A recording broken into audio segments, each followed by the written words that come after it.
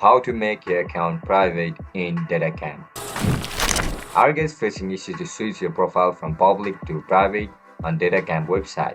If that's so, then this video might help you out. Without further ado, let's dive into the video.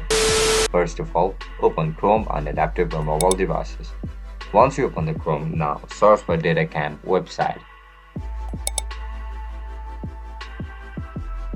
As soon as you enter the DataCamp website, log in into your account with the registered email and password. As soon as you get logged in, look at the top right corner of your screen where you will be able to view your profile icon. Just simply tap on profile icon. Now select account settings. After you select account settings, you will be forwarded to this interface. Now just simply scroll down.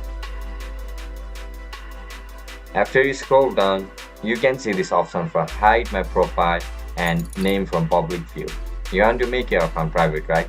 Just simply click on this option and tap on save changes. Once you click on save changes, your account name and profile will be instantly private from public view. And that's it guys, that's how you're going to change your account from public to private on DataCamp. Bye bye.